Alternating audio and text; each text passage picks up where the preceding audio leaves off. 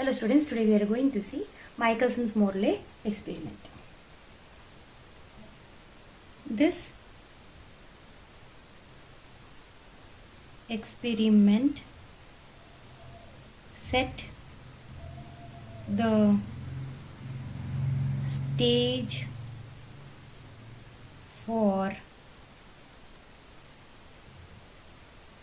Einstein's special theory of relativity. अब हम ये एक्सपेरिमेंट क्यों कर रहे हैं, पर्पस ऑफ द एक्सपेरिमेंट. अब पर्पस ऑफ एक्सपेरिमेंट अंडरस्टैंड करने के लिए जब बहुत पहले बिफोर जो ये electromagnetic theory of light and Einstein special theory of relativity आने से पहले के टाइम के बारे में हम बात कर रहे हैं. उस टाइम पे जो फिजिसिस्ट थे they believe that light waves are propogated in a medium. अब ये मीडियम किसके, अर्थ एंड सन के बीच में एक मीडियम है. उस मीडियम का नाम है लुमिनिफेरस ईथर. अब ये ईथर है या नहीं है, आज के डे में हम तुम्हें पूछेंगे तो यू विल डेफिनेटली से कि वहां पे सिर्फ वैक्यूम है. But before the advent of the electromagnetic theory of light as well as the Einstein special theory of relativity, physics वालों ने ये सोचा था कि there exist a medium between earth and sun, और लाइट को प्रोपोगेट करने के लिए इस मीडियम की जरूरत है एंड उस मीडियम का नाम है luminiferous ether. So we will write the purpose of the experiment.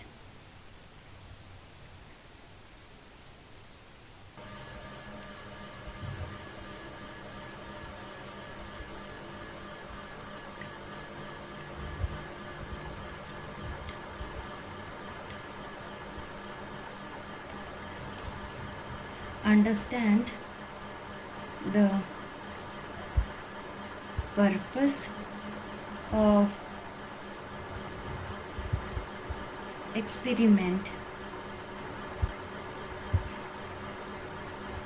We must recall that, अब हम रिकॉल करने जा रहे हैं, before the advent of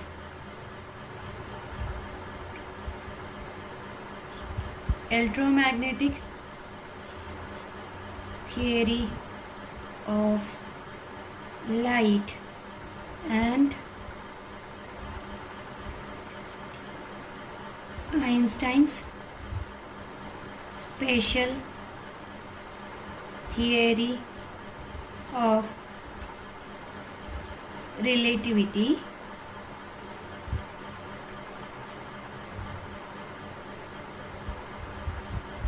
physicists believed that light waves were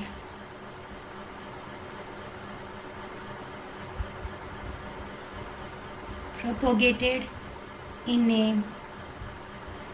medium called the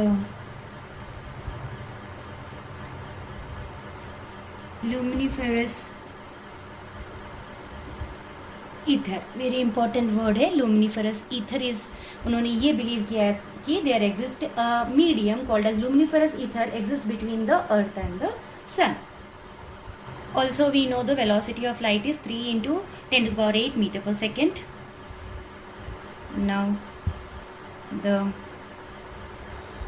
velocity of light is very high, and that is 3 into 10 to the power 8 meter per second. Hence the elasticity of the ether medium. अब हम क्या निकालने वाले, elasticity of the ether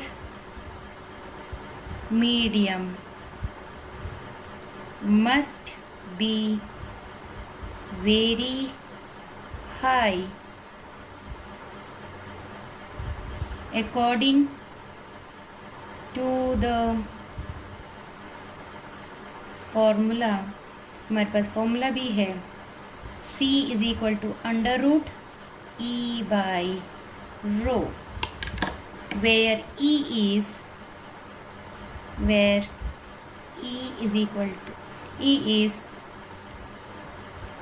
elasticity of the ether and rho is density. तो सी velocity of light फॉर्मूले से कैसा रहे, is equal to under root E by rho. E क्या है, इलास्टिसिटी ऑफ द ईथर है, and rho is the density. Hence the ether must have a very high elasticity. कैसा होना चाहिए, ईथर मीडियम का कैसा होना चाहिए, इलास्टिसिटी वेरी हाई होना चाहिए एंड वेरी लो डेंसिटी. साथ ही साथ उसकी डेंसिटी कैसी होनी चाहिए, वेरी लो होना चाहिए एंड वेरी हाई इलास्टिसिटी. अब यहाँ पे हमने दो प्रॉपर्टी के बारे में बात किया है. इलास्टिसिटी कैसा होना चाहिए, वेरी हाई होना चाहिए, एंड डेंसिटी कैसा होना चाहिए, लो होना चाहिए. अब ये दोनों जो प्रॉपर्टी है they are opposite to each other. अगर ये दोनों ऑपोजिट है तो फिर यहाँ पे एक सीरियस डाउट आ रहा है वेदर एक्चुअली वहाँ पे ईथर मीडियम था कि वहाँ पे कोई मीडियम नहीं है. ये जो मैं अभी बात कर रही हूँ, अभी तो हम वैक्यूम के बारे में जानते हैं, देयर एग्जिस्ट नथिंग, बट उस टाइम पे ये क्वेश्चन आया कि ईथर अगर मीडियम है तो ईथर का जो मीडियम है उसकी इलास्टिसिटी वेरी हाई होना चाहिए और डेंसिटी वेरी लो होना चाहिए. अब ये दोनों जो property elasticity and density very high and very low, ये दोनों एक दूसरे को अपोज कर रहा है. अगर सच में ये दोनों को अपोज कर रहा है देन यहाँ पे उस टाइम के साइंटिस्ट को ये आया कि वेदर देयर एग्जिस्ट सच में कि regarding the actual existence of the ether, ether सच में वहाँ पे है या नहीं.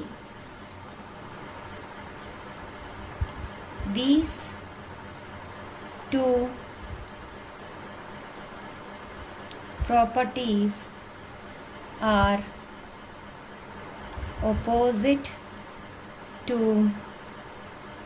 each other.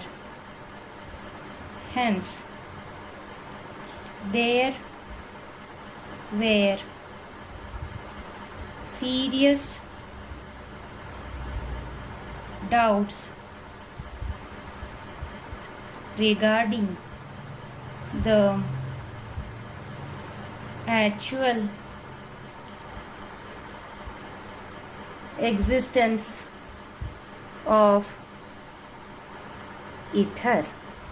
So doubt आने पे Michelson is the name of the scientist and Morley is also name of the scientist.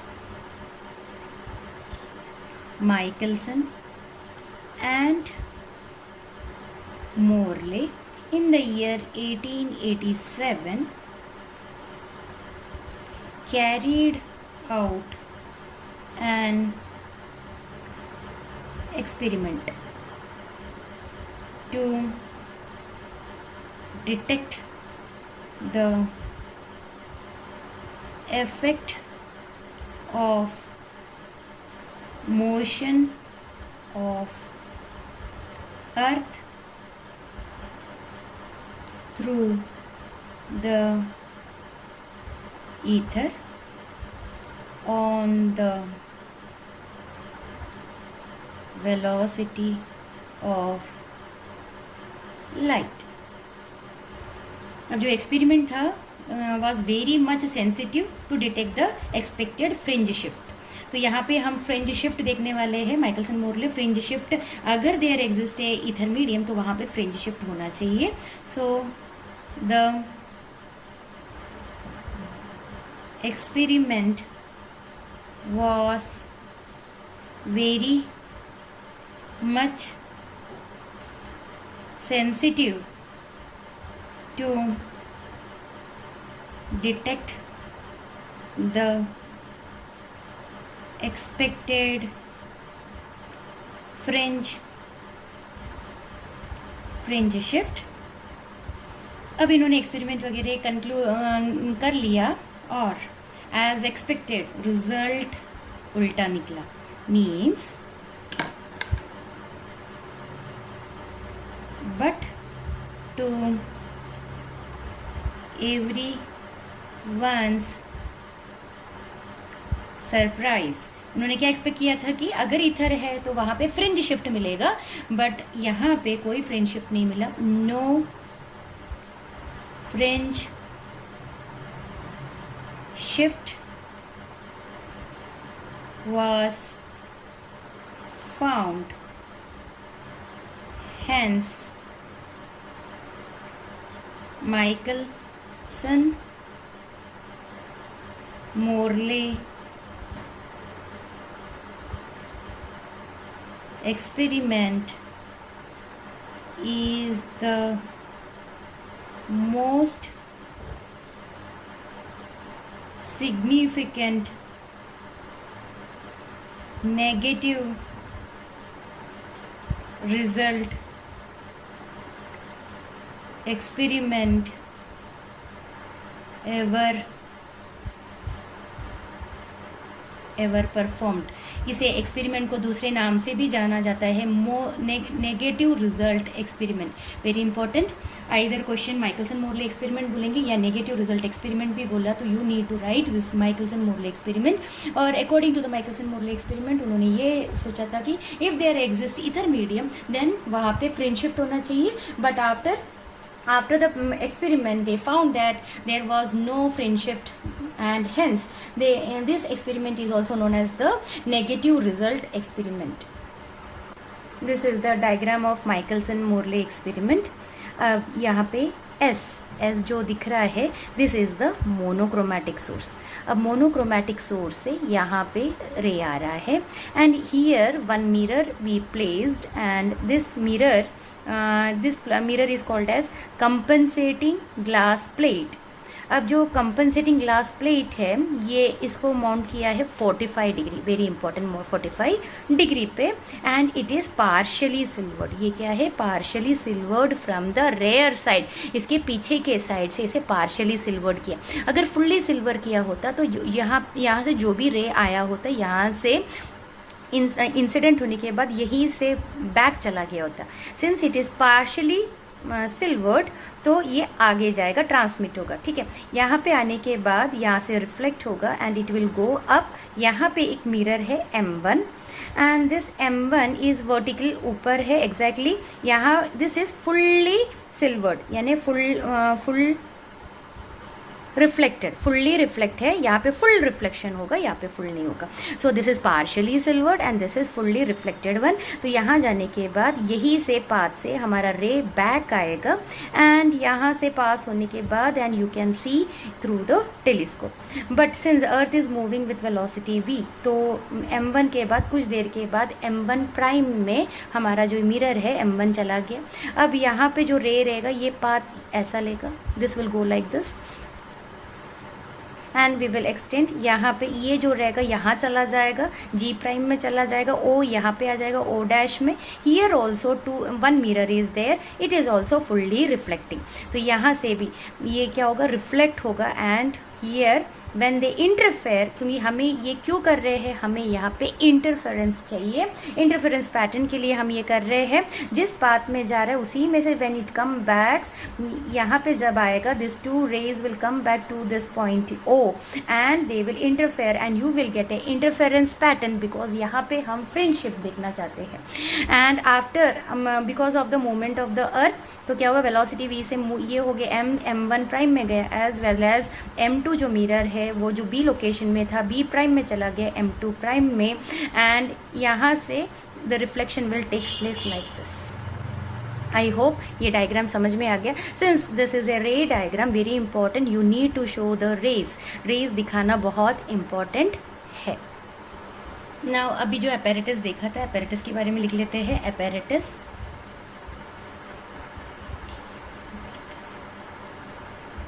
the Michelson's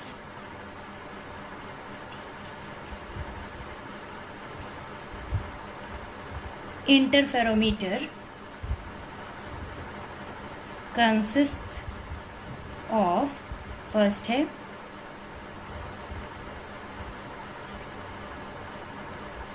monochromatic extended source of light S, ऐसे डिनोट किया है। और यहाँ पे हम सोडियम सोर्स लेंगे, sodium is the monochromatic light. Then second, optically plane glass plate, and वहाँ पे जी से हमने डिनोट किया था, mounted vertically at an angle of, वो भी मैंने बोला very important, 45 degree to SM2 whose rear side is partially, very important, उसके पीछे के भाग इज पार्शली सिल्वर्ड है। अभी now third,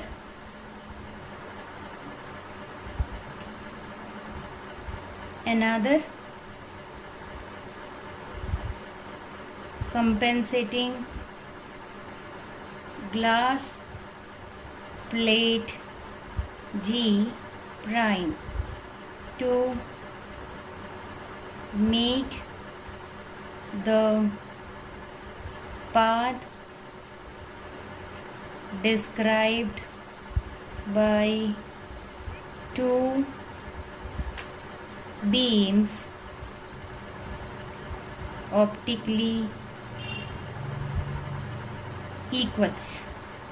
for simplicity it is shown in the figure by dash line. हमने वहाँ पे अगर वीडियो को थोड़ा पीछे करेंगे तो तुम्हें वहाँ पे डैश लाइन से तुम्हें दिख जाएगा। For simplicity it is shown in the figure by dashed line. Two mirrors M1 and M2 mounted vertically on a heavy rigid stand at right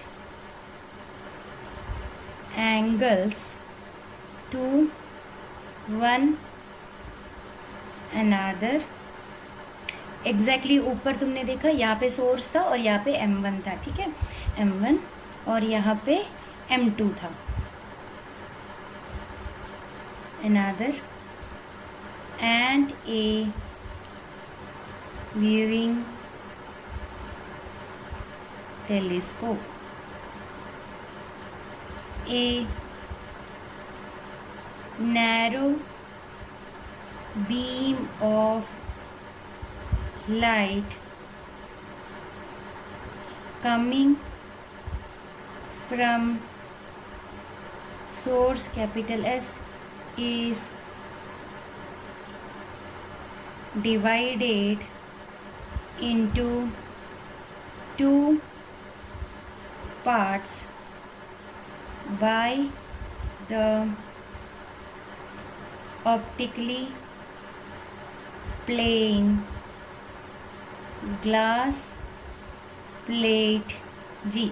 अब यहाँ पे जो ग्लास प्लेट है ये क्या कर रहा है, ये जो बीम आ रहा है इंसिडेंट बीम, इसको डिवाइड इनटू टू पार्ट, एक पार्ट यहाँ जाएगा और एक पार्ट क्या होगा आगे जाके ट्रांसमिट हो जाएगा। One will reflect at mirror M1 और दूसरा आगे जाके M2 में जाएगा। thus a beam of light is half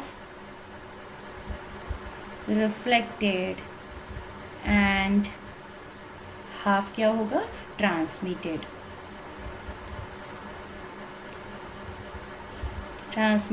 by G. The two beams move at right angles to each other and are reflected by two mirrors M1 and M2। अब रे यहाँ से ऊपर गया, यहाँ से रिफ्लेक्ट होगा, नीचे की ओर आएगा, यहाँ से M2 में गए, यहाँ रिफ्लेक्ट होगा and it will come back in this direction to.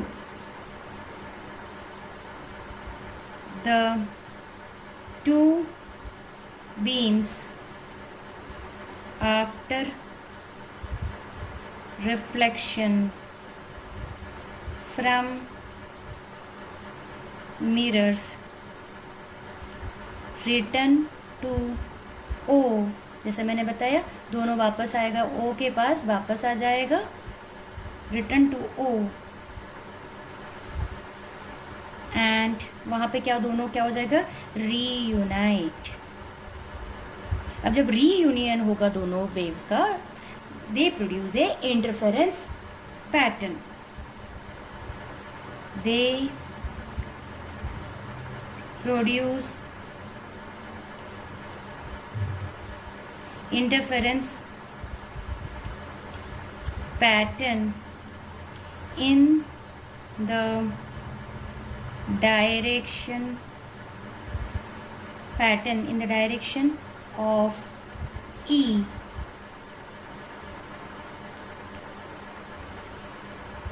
Depending कहाँ पे E का है, नीचे की ओर, यहाँ पे टेलीस्कोप है, यहाँ पे टेलीस्कोप है और यहाँ पे E, यहाँ पे इंटरफेरेंस पैटर्न बनेगा।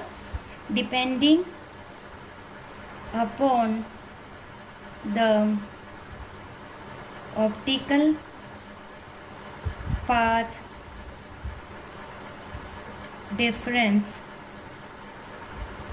between the two beams। Now, theory of Michelson's Morley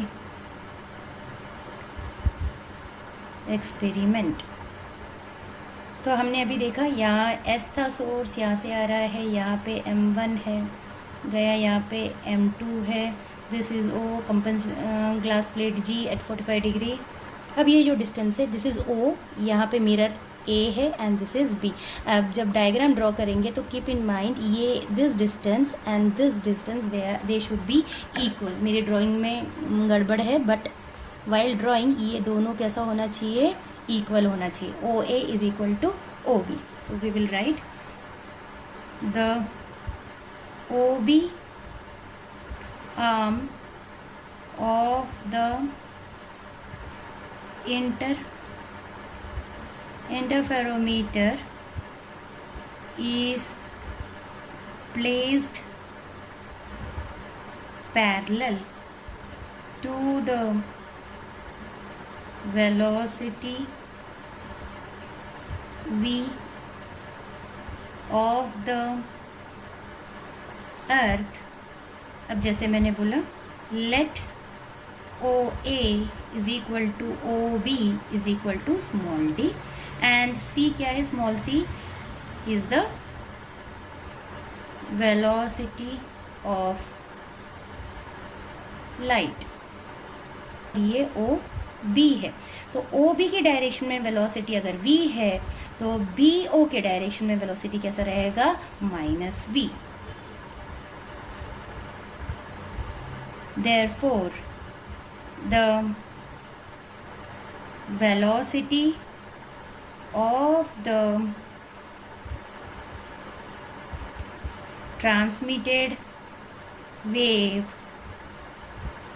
moving along OB relative to the apparatus. अब relative of the transmitted wave, यहाँ से वेव ट्रांसमिट हो रहा है, आगे जा रहा है, moving along O B, related to the apparatus कैसा रहेगा, जो सी रहेगा, सी को क्या करेगा, ये माइनस करेगा. Therefore the time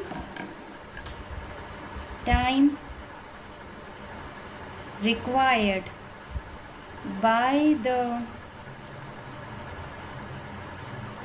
transmitted wave to travel a distance d in the forward direction is equal to किसके बराबर रहेगा, we know that speed is equal to distance upon time. तो टाइम क्या रहेगा, डिस्टेंस अपॉन स्पीड. डिस्टेंस यहाँ पे d था और यहाँ पे स्पीड क्या था, c माइनस v है. तो here we will write is equal to d upon c minus v. Similarly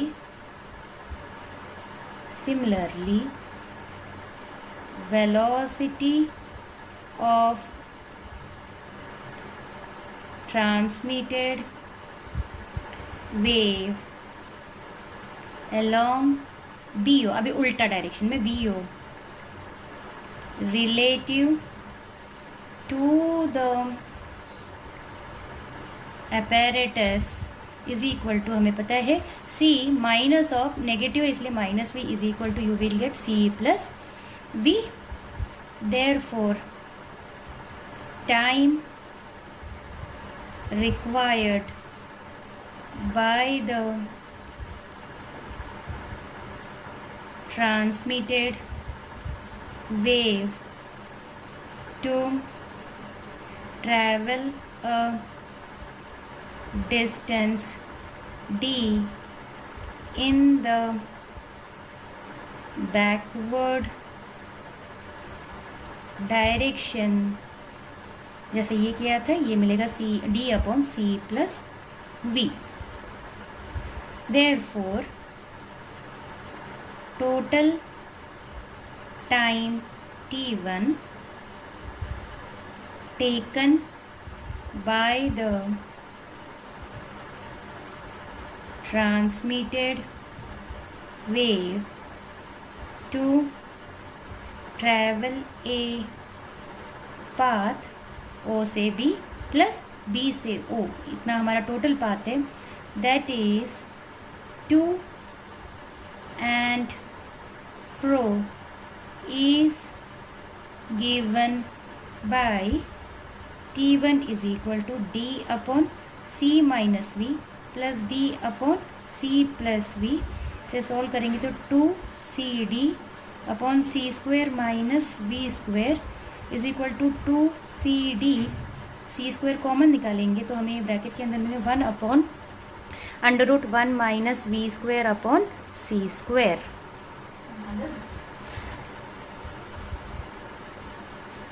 now C cancel, तो t1 मिलेगा 2d अपॉन सी.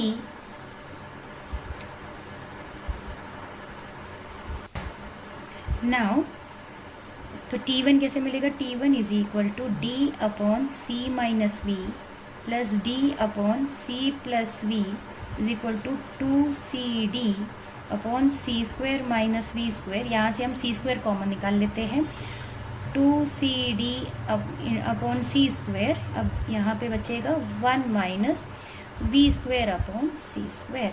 यहाँ से सी कैंसिल हो गया. So t1 is remaining with 2d upon C 1 minus V square upon C square. Equation number 1. Now due to motion of the earth अब जैसे मैंने बोला अर्थ मूव कर रहा है. Now due to motion of the earth the perpendicular beam find mirror m1 कहाँ चला गया, m1 डैश में. ये m1 था, थोड़ी देर के बाद ये यहाँ पे m1 डैश में चला गया. The perpendicular ray after reflection meet the plane glass plate. अब क्या हो गया, रे ऐसा जा रहा है और फिर यहाँ पे आ रहा है, ठीक है।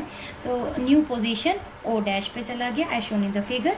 सिमिलरली M2 जो मिरर था वो भी मूव हो गया दूसरे पोजीशन में M2 prime.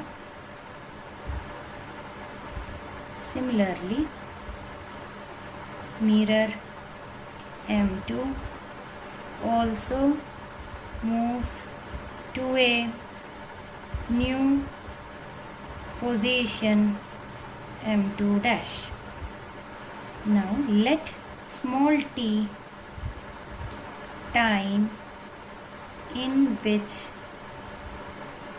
the mirror M1 moves from A to a new position A dash। अब किससे मूव कर रहा है, कौन सी वेलोसिटी से, विथ वेलोसिटी v।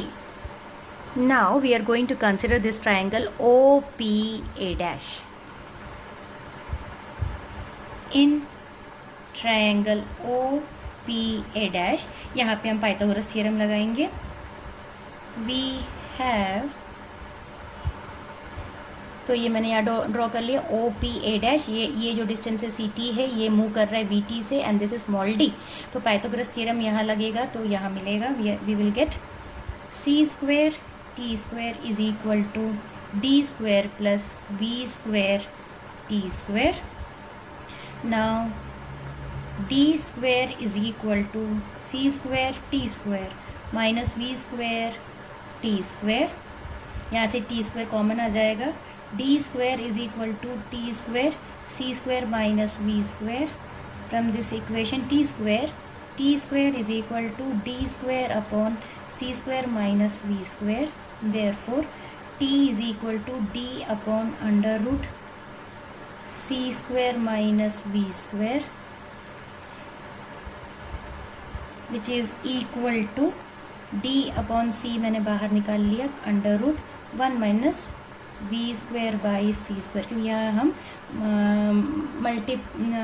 बाहर निकाल रही हूँ मैं, C स्क्वेयर कॉमन निकाल रही हूँ, तो what is remaining with 1 minus V square upon C square. Small t is equal to, therefore total time T2 taken by reflected wave to travel a path OA dash plus A dash O is given by T2 is equal to, वहाँ भी 2 times T आ जाएगा, is equal to 2 times T is equal to, अभी हमने T निकाल लिया है, 2D upon C under root 1 minus V square upon C square, equation number 2।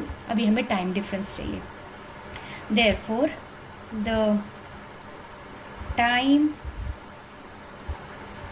Difference is given by del t is equal to T1 minus T2 is equal to 2D upon C 1 minus V square upon C square minus 2D C times under root 1 minus V square upon C square। याद रखना यहाँ under root है।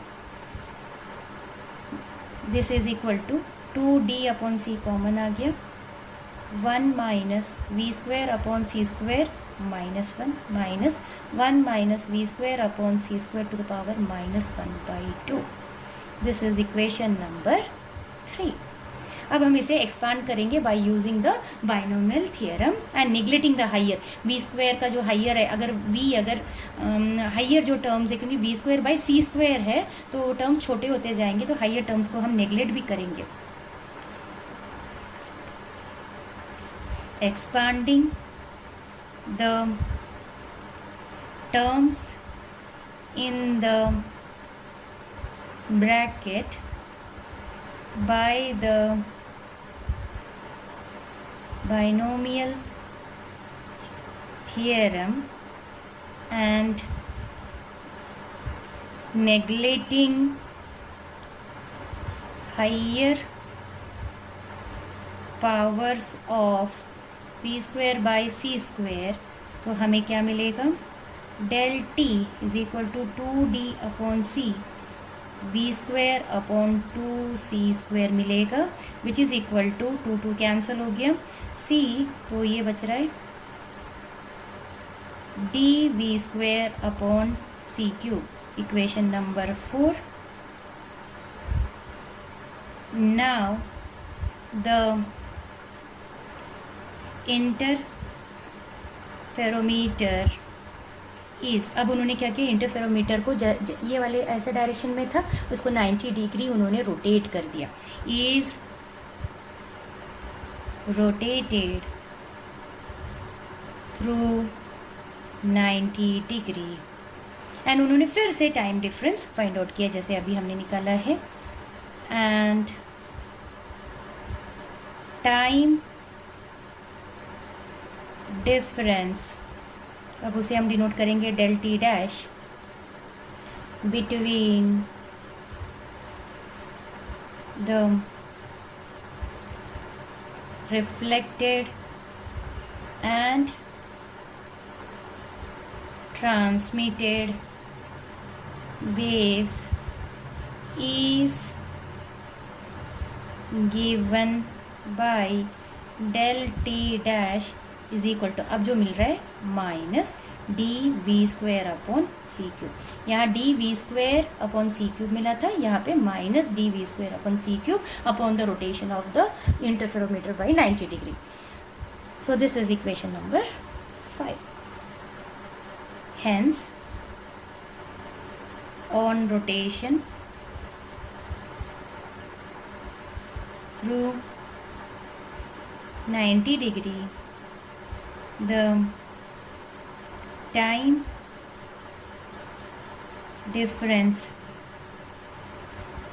changes by del t minus del t dash is equal to d v square upon c cube minus of minus d v square upon c cube, which is equal to 2d v square upon c cube, equation number 6. हमें क्या निकालना है, path difference निकालना है. Therefore effective path difference is equal to velocity of light into del t minus del t dash. हमारे पास already values है, this is c into 2d v square upon C cube is equal to 2d v square upon C square, equation number 7. Therefore, fringe shift del n is equal to effective path difference divided by wave length lambda. अभी जो यहाँ value आया उसको divide by lambda करेंगे तो 2d V square upon lambda C square, equation number 8. Fringe shift किसके बराबर रहेगा, 2d V square upon lambda times C square. तो यहाँ पे जो उन्होंने वैल्यूज़ ली थी, the values of these quantities in Michelson Morley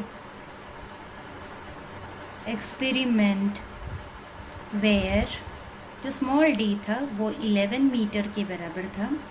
we already know C is equal to 3 × 10⁸ metre per second के बराबर है, एंड लैम्डा वेवलेंथ जो मैंने बोला था सोडियम लाइट है 5.5 × 10⁻⁷ metres, and small v is the orbital velocity of earth round the sun है, and that is equal to 3 into 10⁴ metre per second. अब उन्होंने ये सारे जो वैल्यूज़ है यहाँ पे उन्होंने सब्स्टिट्यूट किया। Therefore fringe shift del n is equal to 2dv square upon lambda c square is equal to 2 into 11 into 3 into 10⁴ upon 5.5 into 10⁻⁻7 into 3 into 10⁸, which will give you 2/5 is equal to 0.4। इसके कारण fringe shift ये prove करता है 0.4 से ये prove होता है कि वहाँ पे एक्सपेक्टेड फ्रिंज शिफ्ट शुड भी 0.4, एक्सपेक्टेड था 0.4, बट उनको कोई फ्रिंज शिफ्ट नहीं मिला। उन्होंने दिन रात यही एक्सपेरिमेंट वो करते गए, उन्होंने डिफरेंट पोजीशंस पे करके देखा, डे पे करा, नाइट पे करा, बट ये एक्सपेक्टेड जो थियोरेटिकल वैल्यू था वो एक्सपेरिमेंटल के साथ मैच नहीं किया। Result of the Michelson Morley experiment. अब एक्सपेक्टेड फ्रेंडशिप था 0.4। अब ये फ्रेंडशिप फाइंड आउट करने के लिए माइकलसन एंड मोरले ने क्या किया, ये जो इंटरफेरोमीटर है उन्होंने एक ग्लास स्लैब के ऊपर रखा, और ये जो ग्लास स्लैब है इटसेल्फ फ्लोट कर रहा था किसके ऊपर? Result of Michelson Morley experiment. तो एक्सपेक्टेड फ्रेंडशिप कितना था? 0.4। तो ये 0.4 आना चाहिए, थियोरेटिकली तो आ गया। तो इन्होंने ये जो एक्सपेरिमेंट किया है, जो इंटरफेरोमीटर है उसको उन्होंने स्टोन स्लैब के ऊपर रखा, एंड ये जो स्टोन स्लैब है वो फ्लोट कर रहा था किसके ऊपर? मर्क्यूरी के ऊपर। So thus the expected fringe shift should be 0.4. To measure the fringe shift, Michelson and Morley kept the interferometer on a stone slab which was floating over mercury. They tried to observe the fringe shift by continuously rotating the interferometer. उन्होंने interferometer को बार बार continuously rotate किया और पूरा experiment वो करते गए। During day किया, during night किया, और उन्होंने इसके साथ उन्होंने दूसरे जगह पर भी वो लेके जाके वो एक्सपेरिमेंट उन्होंने परफॉर्म किया, but could not observe any fringe shift. Hence, as there is no fringe shift, the result of the experiment कैसा था? नेगेटिव। अब इसका explanation of a negative result. The negative result of Michelson-Morley experiment had two consequences. Firstly, the experiment result showed that the ether does not exist. इस experiment से ये conclusion आया कि वहाँ पे अर्थ एंड सन के बीच में there is no ether medium, hence there is no such thing as absolute motion. यहाँ पे कोई एब्सोल्यूट मोशन नहीं है रिलेटिव टू द ईथर, जो हमने बिगनिंग ऑफ द एक्सपेरिमेंट में कंसिडर किया था। All motion is relative to a specified frame of reference. यहाँ पे जो भी ऑल मोशन कैसा है? Relative to the specified frame of reference. So सबसे फर्स्ट जो कंक्लूजन ड्रॉ हुआ कि there exist no ether between earth and sun. Secondly the experimental result ये शो किया कि द स्पीड ऑफ लाइट जो है it is same for all observer, whether the observer is standing on the rest frame और whether the observer is moving with velocity v। सारे के लिए velocity of light कैसा रहेगा? कांस्टेंट रहेगा। And for the propagation of light in free space में propagation of light there कोई medium की ज़रूरत नहीं है। This is the important conclusion, कोई मीडियम की ज़रूरत नहीं है। तो firstly the experiment result showed that the ether does not exist and hence there is no absolute motion करके कोई टर्म नहीं आता है relative to the ether. And secondly जो था there the speed of light for the all observer is same, and moreover for the propagation of light in free space no medium is necessary. Thank you.